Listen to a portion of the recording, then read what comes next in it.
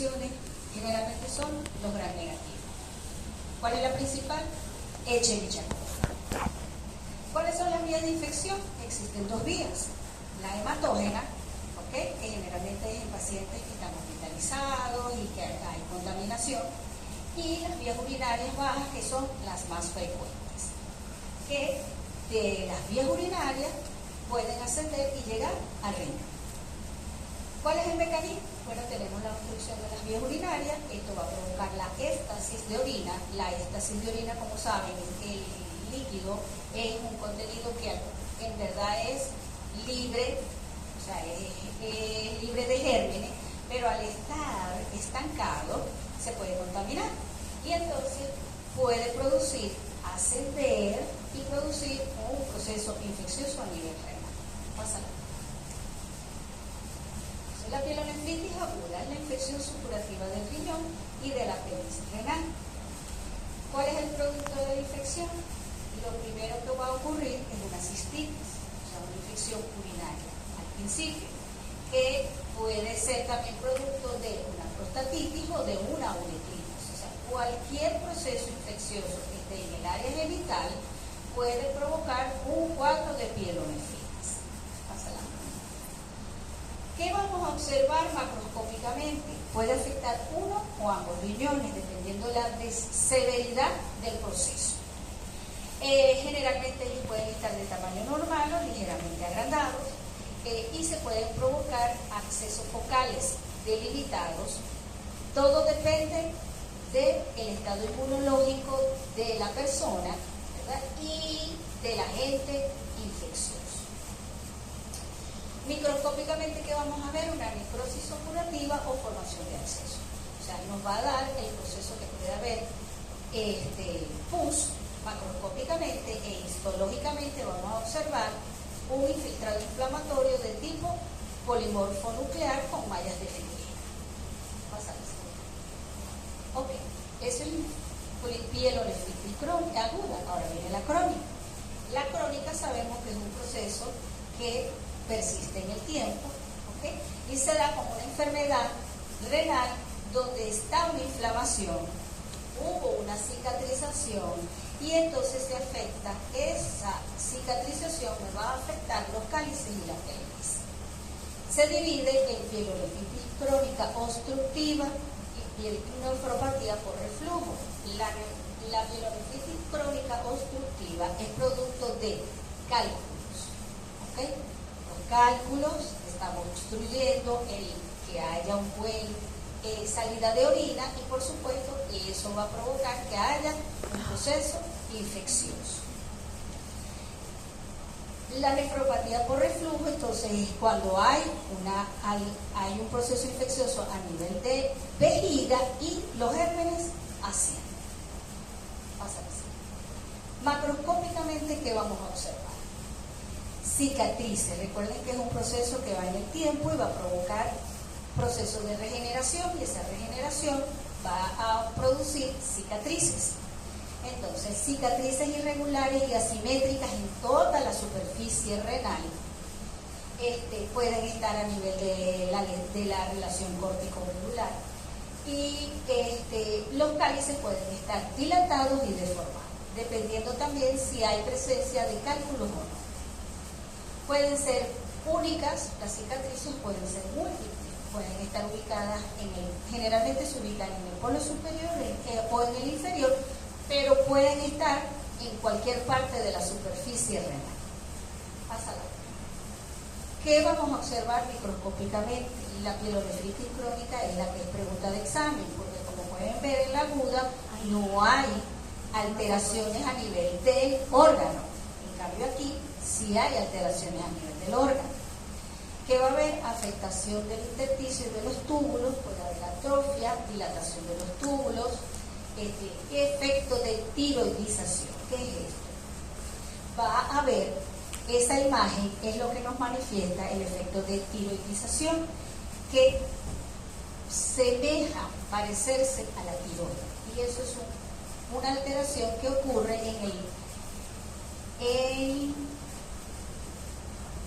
en los procesos crónicos. Inflamación crónica, por supuesto, la presencia de infiltrado inflamatorio linfoplasmocitario, fibrosis, porque hay cicatrización, trata de regenerarse y va a dejar una cicatriz. Los glomérulos pueden hialinizarse porque en el proceso crónico ellos se alteran y entonces se fibrosan. Y pueden estar escleróticos. ¿Cuál es la evolución clínica? El comienzo es insidioso. La sintomatología en la pielonefritis aguda puede haber dolor lumbar, fiebre, piuria y bacteriuria. Y en la pielonefritis crónica, gradualmente, como es un proceso crónico en el tiempo y va a dañar glomérulos, puede entonces provocar una insuficiencia renal crónica. Y por supuesto, al afectarse los glomérulos y todo lo que es el riñón, puede llevar al paciente a sufrir de hipertensión. Listo, eso es pielonefritis aguda y pielonefritis crónica. Ahora vamos a ver los tumores. Como en todo órgano, puede haber tumores benignos y tumores malignos. Dentro de los benignos tenemos el adenoma cortical, el fibroma, el angiomiolipoma. Pero generalmente los tumores renales, o sea, los malignos, son los más frecuentes que los benignos. Entonces, según la clasificación actual, tenemos que los tumores renales se dividen o se clasifican en carcinomas de células renales. O sea, todos van a ser carcinomas de células renales, solo que hay 3 subtipos de carcinoma de células renales. El primer subtipo es el de células claras, que es el más frecuente. Está en segundo lugar el carcinoma papilar y el carcinoma de corona. El carcinoma de células renales representa del 80 al 85% de todos los tumores renales, es el más frecuente, el que más se ve y el que algunos llaman, o en la literatura aparece como hipernefroma.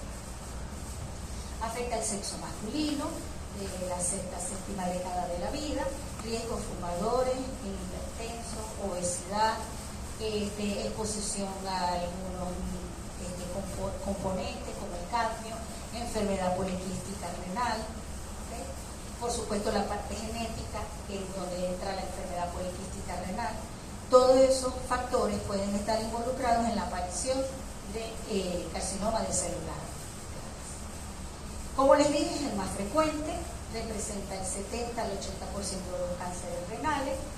¿Cómo se va a caracterizar? Generalmente suelen ser solitarios. Muy raro es que estén en varias partes. Generalmente afecta una sola parte del riñón y suelen ser lesiones muy grandes, muy grandes.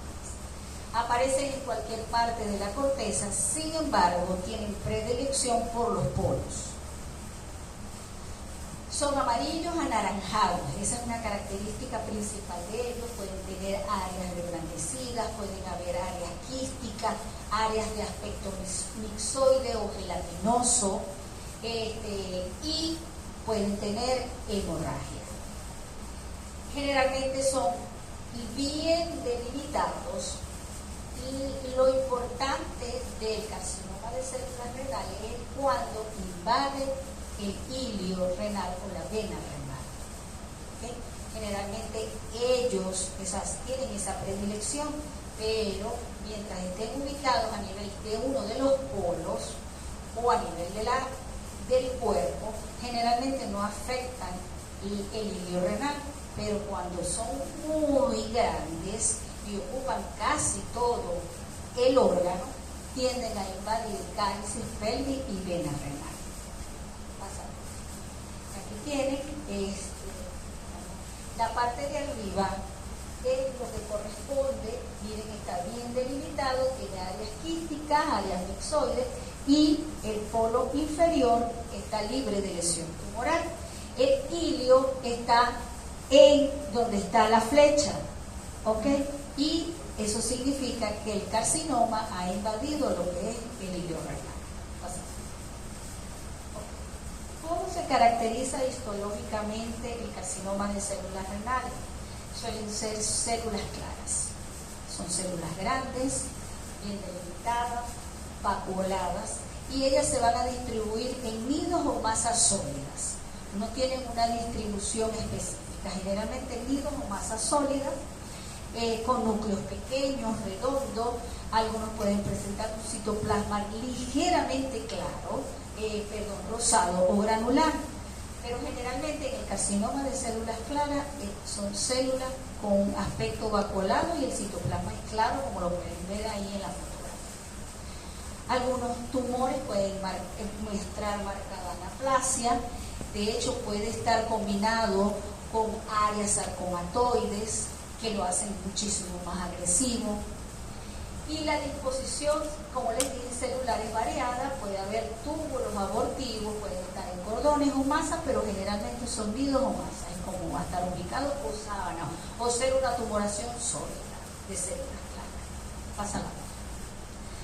El carcinoma papilar de células renales representa el 10 al 15%, está en el segundo lugar. Son multifocales y bilaterales. Pueden tener formación papilar, necrosis, hemorragia, degeneración quística. Macroscópicamente, ellos pueden parecerse, porque tienen la característica de tener esa coloración anaranjada, la necrosis, la hemorragia, espacios quísticos, solo que en la histología, entonces vamos a ver que es un carcinoma papilar. En el carcinoma renal cromófobo es el de menor frecuencia, representa el 5% y deriva de las células intercalares de los conductos colectores. Este sí es de otro color, es un color más oscuro, marrón tostado, y las células también pueden disponerse en nidos o en masas, solo que el citoplasma va a ser rosado. Esa es la diferencia entre el de células claras.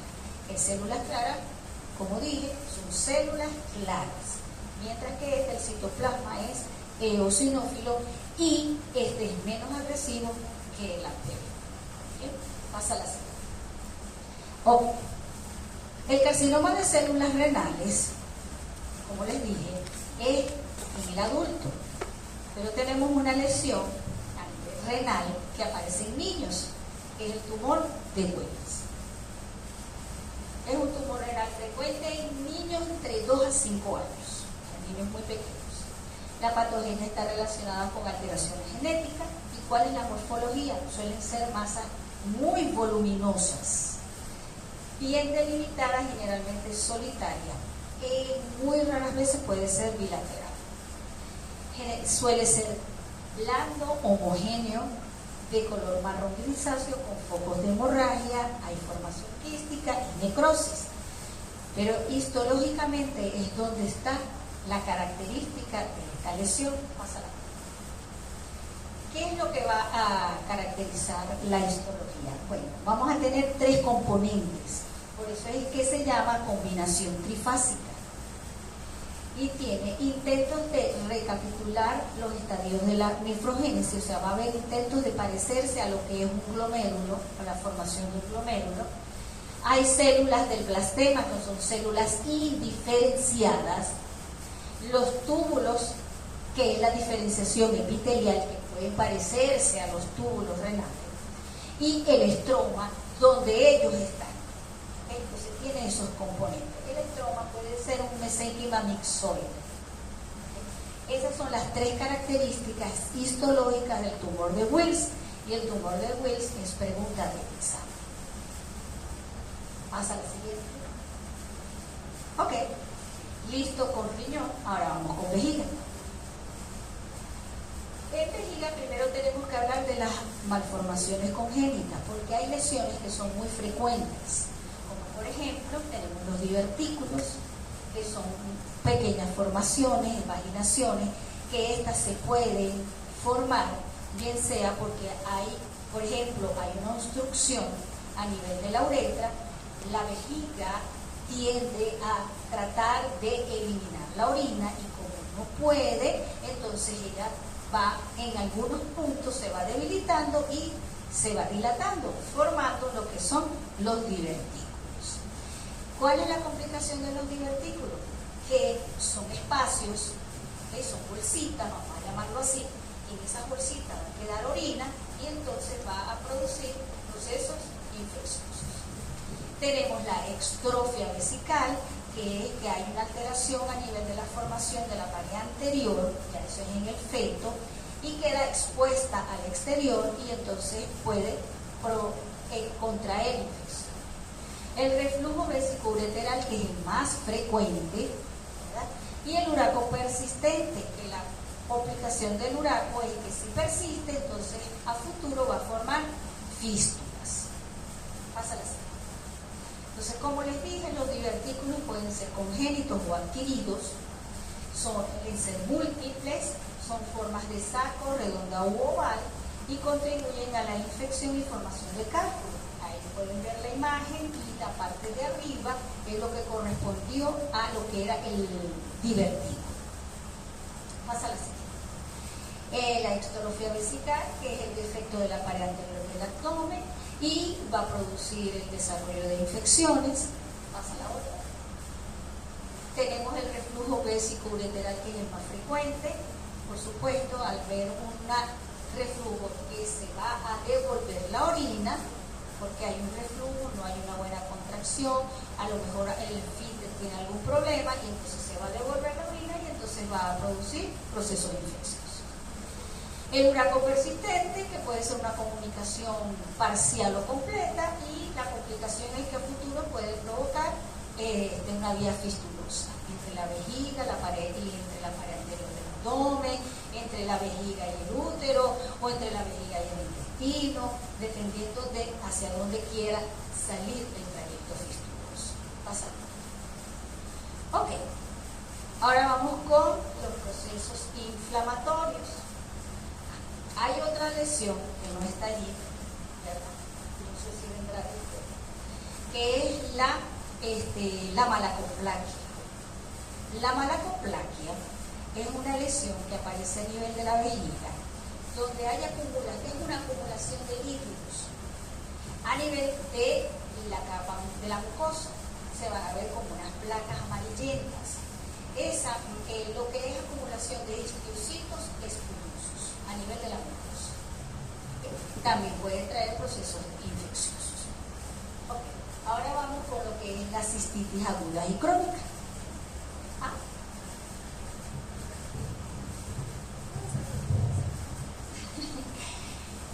Cistitis aguda y crónica. ¿Por qué pongo cistitis aguda y crónica? Porque las cistitis son procesos inflamatorios inespecíficos. Macroscópicamente no podemos saber si es aguda o crónica. ¿Okay? ¿Cuáles son los agentes infecciosos? Por supuesto, los gram negativos, la Escherichia coli es la principal, y todos los gérmenes gram negativos o enterobacter, como el Proteus, Klebsiella, Enterobacter, puede estar involucrada la tuberculosis, puede estar involucrada la Candida albicans también, cuando hay un proceso, un flujo vaginal en la mujer, y entonces puede provocar contaminación y provocar una cistitis, una infección urinaria. Pásala. ¿Cuál es la morfología? Como les dije, una inflamación inespecífica. Macroscópicamente no podemos saber si es aguda o crónica. ¿Por qué? Porque van a tener las mismas características macroscópicas. Va a haber hiperemia de la mucosa, va a haber presencia de exudado y de hemorragia en las dos. ¿Cuál es la única característica para poder saber si es aguda o crónica? En la parte histológica. Pasamos. En la parte histológica tenemos que la cistitis aguda va a haber la presencia de polimorfos nucleares. ¿Okay? Puede haber también hemorragia, ¿okay?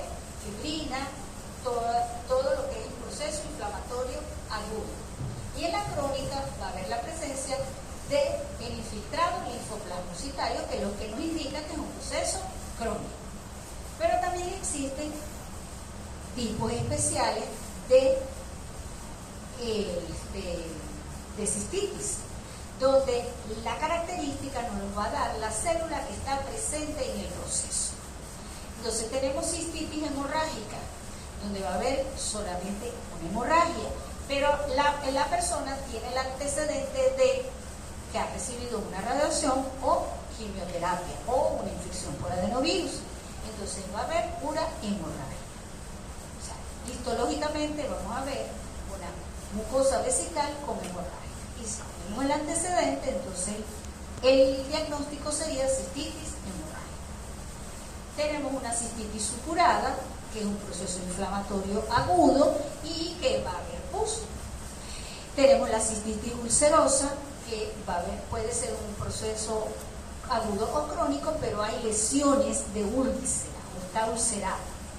La cistitis crónica, que nos la va a dar el infiltrado inflamatorio linfoplasmocitario. La cistitis folicular. La cistitis folicular es donde el infiltrado linfoplasmocitario es tan severo que va a tener la tendencia a formar folículos linfóticos. Entonces, esa distribución que vemos en el cuadro, entonces le ponemos el nombre de cistitis folicular. La cistitis eosinofílica, la presencia de eosinófilos, y entonces le colocamos el nombre de cistitis eosinofílica. Todo va a depender de qué estructura o de qué célula esté presente y le ponemos el nombre. Entonces, esas son, vamos a decir, formas especiales de cistitis. Aquí viene la cistitis hemorrágica, miren toda la pared con extensa hemorragia, pasa. La presencia de eosinófilos, miren esas células que se ven con el núcleo bien oscuro y el citoplasma rosadito, esos son eosinófilos, entonces la llamamos cistitis eosinofílica. Pasa la otra. ¿Cuál es la evolución clínica de la cistitis? Indiferentemente de si es aguda o crónica, tenemos la triada de síntomas que son coriaciuria, dolor suprarrúbico y disuria. Así. Tenemos otra, además de la morfológica, ¿verdad? Tenemos otro tipo de cistitis. Yo creo que aquí es donde está la mala contra. La cistitis intersticial, que son cistitis crónicas persistentes, no ceden al tratamiento. Más frecuente en mujeres, cursa con inflamación y fibrosis de la pared, mientras que en las otras no hay fibrosis. ¿Cuál es la célula que vamos a observar? El mastocito. Puede haber una úlcera localizada, es de etiología desconocida, pero generalmente está asociada al lupus.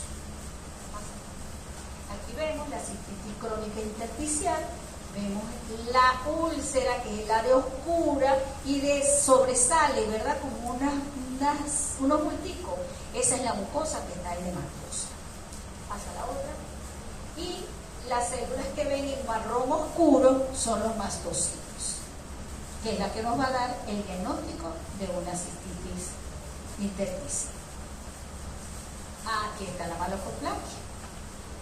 Tenemos macroscópicamente que vamos a observar placas mucosas blandas, amarillentas, elevadas de 3 a 4 centímetros. Ya vamos a ver en la mucosa de la vejiga.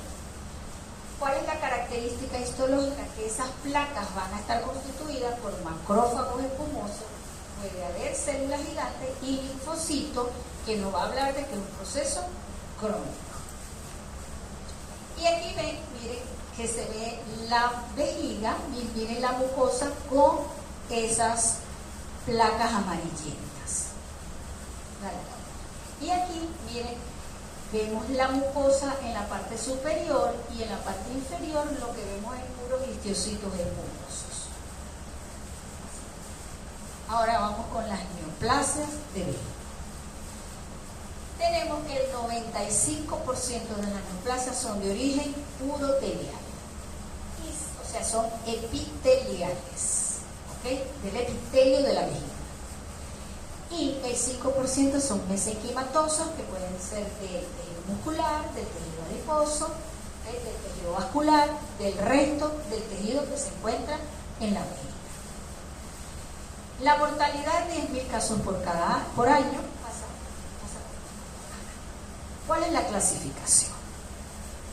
Pregunta de examen. Tenemos que anteriormente se llamaba carcinoma de células transicionales, pero en la actualidad se llama carcinoma de células uroteliales. Esta es la misma neoplasia, lo único que cambió de nombre, en vez de ser transicional a uroterial. ¿Okay? Antes me los dividían en grado 1, grado 2, grado 3, carcinoma in situ y carcinoma epidermoide. ¿Okay? El carcinoma epidermoide porque nace de una metaplasia. Carcinoma indiferenciado de células pequeñas y adenocarcinoma, porque también nace de una metaplasia. Pero ahora no me los dividen así, ahora me los dividen en neoplasia uroterial con potencial maligno y carcinoma de alto y bajo. Tenemos entonces, pero sin embargo, para que sepan cuáles son los benignos, tenemos los papilomas de células transicionales y el papiloma invertido. ¿Qué pasa? Que como los carcinomas, hay uno que es papilar, no hay manera de diferenciarlo de un papiloma. ¿Ok? Entonces, cuando uno observa un papiloma en vejiga, inmediatamente uno dice que es un carcinoma, porque no hay manera de poder saber si es benigno o si es maligno. Sin embargo, anteriormente decía que era por la cantidad de capas que tenía el epitelio, que un papiloma tenía menos estratificación y en el carcinoma había más estratificación, pero en realidad no hay cómo saber.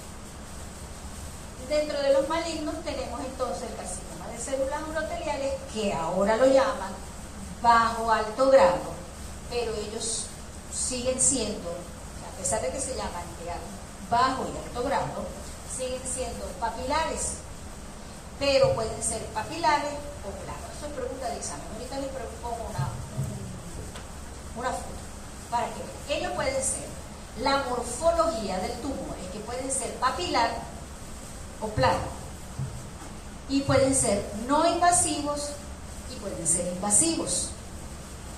Los de bajo grado siempre son papilares, rara vez invasivos, pero el carcinoma de células uroteliales tiene una característica, que lo quitas, lo eliminas y no está invasivo, o sea, no pasa la capa muscular, que es lo importante, sino solamente está a nivel de la mucosa.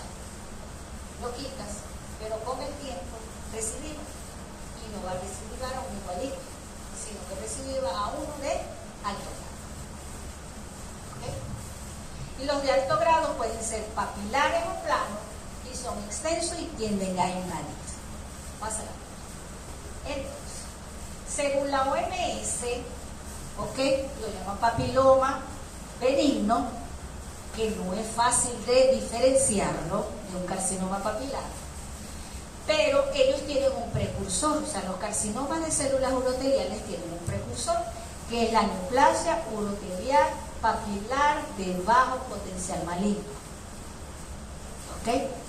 Y luego entonces vendrían los carcinomas uroteliales de bajo y alto grado.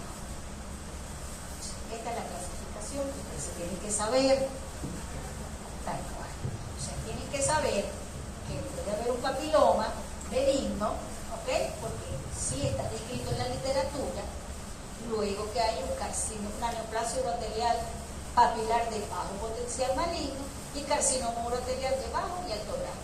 Puede haber carcinoma epidermoide, porque la pueden hacer de una metaplasia escamosa, porque hay cálculos, la exposición infeccioso, el tejido, entonces el epitelio puede transformarse en una metaplasia escamosa para hacerse más fuerte y pueden hacer un carcinoma epidermoide. O en los procesos infecciosos puede haber que haya una metaplasia de células caliciformes y nacer un carcinoma, un adenocarcinoma.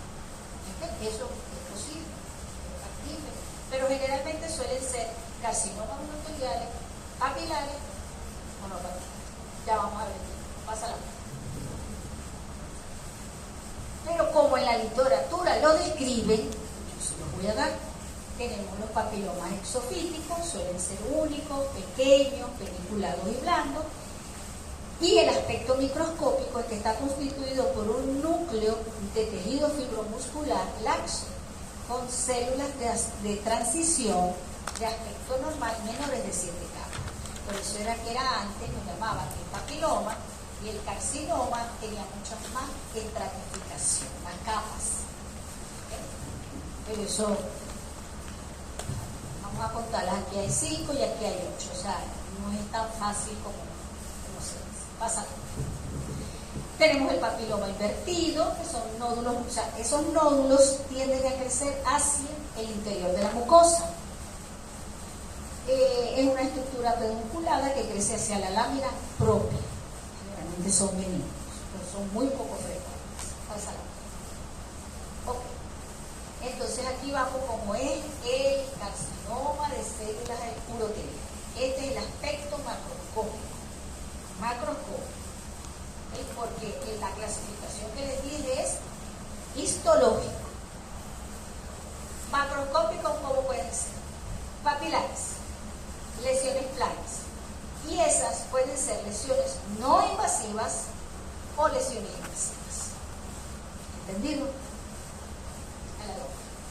Aquí está el cuadrito que ustedes se pueden saber, porque aquí se los explica. Miren, habla como habla y está en el libro. Papiloma, carcinoma papilar, porque no hay manera de poderlo diferenciar. ¿Ok? Entonces, puede ser que sea no invasivo, como ese, o puede ser un carcinoma papilar invasivo o infiltrante, un carcinoma plano no infiltrante, que vendría a ser un carcinoma in situ, o un carcinoma plano infiltrante. Entonces, esa es la morfología macroscópica de los carcinomas uroteliales, papilares y plano, invasivos o no invasivos. Dale. Antes de que hicieran la clasificación, que es la que se está usando ahora, ¿verdad?, nos decían que se dividía en grado 1, grado 2 y grado 3. Esto es nada más de información. Los grado 1, grado 2 y grado 3 yo no se los pregunto en el examen, les pregunto la nueva clasificación. Pero para que sepan que en grado 1 se decía que era un epitelio bien diferenciado, las mitosis eran raras y el aumento en el número de capas era mayor de 7, que por eso era que se diferenciaba del papiloma. Pero no es fácil diferenciar. Pasa la otra. Entonces el grado 1 era una buena distribución y había mayor número de capas. Pasa la otra.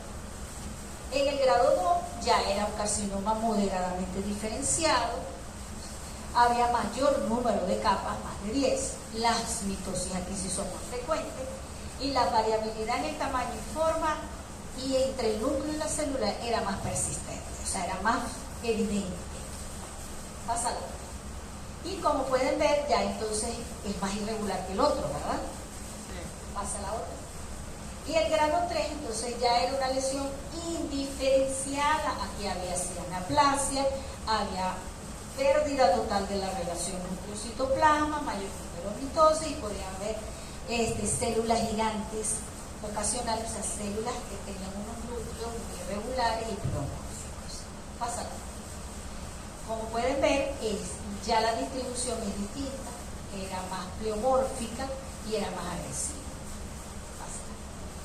Entonces, recordemos que las lesiones no invasivas, o sea, el carcinoma que es plano, puede progresar a lesiones invasivas, porque si pasa el tiempo y no hay tratamiento, va a crecer y se va a volver entonces infiltrante. Las lesiones planas pueden pasar a lesiones papilares. El 50% de las lesiones anaplásicas, o sea, de las lesiones de carcinoma pueden ser de alto grado. Se originan en las paredes laterales o posteriores y suelen ser multicéntricos. Por eso es que decidimos, porque a veces es extraño, pero resulta que puede aparecer en varias partes de la vejiga. Entonces, suele crecer y crecer más agresivo. Las neoplasias papilares, ¿cómo son? Son estructuras en forma de lecho, tienen un tallo delicado de tejido conjuntivo o fibromuscular. y cubierto por un epitelio de transición que puede, o urotelial que puede ir grado 1 a grado 3. Sí, pero las lesiones, o sea, ya aquí es la descripción de cómo puede ser una neoplasia papilar, que puede ser de alto o bajo grado, ¿ok? Es para que sepan cómo son las lesiones papilares. Tienen forma de lecho, parecen un coliflor, ¿ok? Y pueden estar cubiertos por epitelio transicional que puede ser desde muy bien diferenciado hasta pobremente diferenciado. ¿Cómo comienzan? Con excrescencias pequeñas, rojas y elevadas, y pueden ser menores de 1 centímetro y pueden tener hasta 5 centímetros. Entonces, las lesiones de grado 1 casi siempre son papilares, o las de bajo grado, para que entiendan. Bajo grado es grado 1. Grado 2 y grado 3 es alto grado. Entonces, las lesiones de bajo grado o grado 1 casi siempre son papilares. Las lesiones de grado 2, el 50% es papilar, que ya son de alto grado. Y las lesiones de grado 3, que son de alto grado, siempre van a ser planas. Pásalo. María.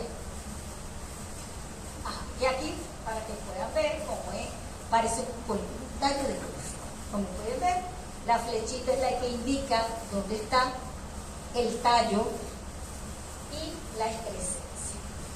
¿Okay? Pasamos. Aquí pueden ver el corte histológico, el tallo y la estructura papilar. Pásala. Esto es un plano, o lo llaman endofítico o el carcinoma in situ, porque crece a nivel de la pared y infiltra la pared. ¿Okay? Pero él puede llegar en algún momento a infiltrar la pared y hacerse una lesión de tipo invasiva. Pásala. Aquí lo importante es cuando hay infiltración de la pared que afecta la capa muscular. Mientras no afecte la capa muscular, todo va chévere. Pero si afecta la capa muscular, entonces ya es más complicada la situación. Pasa. Una proliferación papilomatosa, para que puedan ver, vale a la hora. Entonces, ¿cuál es la extensión de la lesión? El menos del 10% de los carcinomas de bajo grado son invasivos. El 80% generalmente suelen ser de alto grado y cuando generalmente son invasivos. ¿Qué invaden? Primero van a empezar por las estructuras adyacentes, por supuesto. Próstata, vesículas seminales, uréteres, retroperitoneo, los ganglios, útero, ¿ok? Y cuando se van a distancia, entonces hígado, pulmón y médula ósea. Tenemos el carcinoma in situ, que vendría a ser el plano no invasivo. Afecta todo el espesor de la mucosa, es una área difusa de enrojecimiento. Generalmente las lesiones suelen ser como rosadas, rojitas. Puede extenderse hacia los uréteres y uretra sin invadir la pared. ¿Okay? El 50% de estas lesiones pueden hacerse invasivas. Pasa la otra. Aquí tienen el corte histológico. Miren, solamente afecta el epitelio y el estroma está libre de lesión tumoral. Pasa la otra. Carcinoma in situ, para que vean la pérdida de la relación núcleo-citoplasma con mitosis. Pasa la otra. Pasa. Otro tipo de carcinomas. Como les dije, puede haber carcinoma de células escamosas o carcinoma epidermoide, como suele todavía aparecer en algunos libros. Se presenta del 3 al 7%, aparece en áreas de metaplasia escamosa, son frecuentes en combinación, o sea, puede haber combinación de células transicionales con áreas escamosas. El patrón de crecimiento, como cualquier carcinoma de células escamosas, que puede ser fungiforme o exofítico, infiltrantes y ulcerosos. Y la diferenciación es variable, puede ir desde muy bien diferenciado hasta pobremente diferenciado. Los otros que pueden aparecer son los adenocarcinomas, que generalmente son muy raros. Pueden aparecer sobre restos del uraco, de las glándulas peripetrales, de las periprostáticas, o cuando hay una cistitis quística, metaplasia del epitelio de transición. Y entonces se originan las lesiones. ¿Cuál es la epidemiología de las neoplasias malignas? Son más frecuentes en hombres, ya esto es en general para todas las neoplasias de vejiga. Generalmente aparece en naciones industrializadas, habitantes urbanos, afecta a personas entre 50 y 80 años, generalmente está muy relacionada al hábito tabáquico y al café. Puede haber exposición a algunos agentes químicos, por infecciones a parásitos, exposición a la ciclofosfamida. O sea, hay muchos factores que pueden ocasionar una neoplasia a nivel de vejiga. El cigarrillo, aunque no lo crean, el cigarrillo puede provocar neoplasia vesical, y el alcohol y el café. Consumo excesivo de alcohol, de edulcorantes, consumo crónico de alcohol y, por supuesto, las alteraciones genéticas que siempre van a estar involucradas en todas las lesiones malignas. ¿Cuál es la evolución? ¿Cuál es la clínica?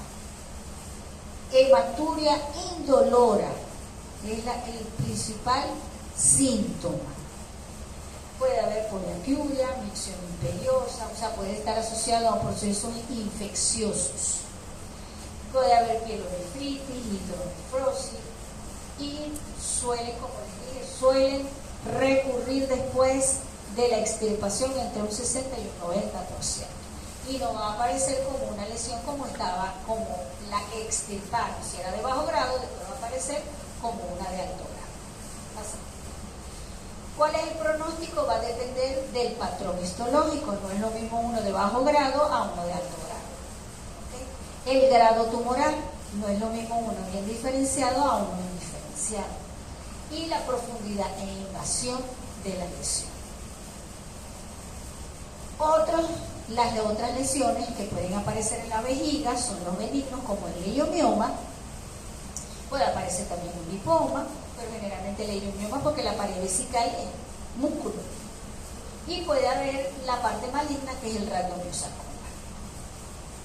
Esta es la característica del rhabdomiosarcoma, que parece como si fuera unas uvas, un racimo de uvas. Pasa la otra. Y por supuesto no está exento de las lesiones metastásicas, que pueden ser de los órganos cercanos, por supuesto, útero, o sea, endometrio, cuello, próstata, recto, etc. Listo.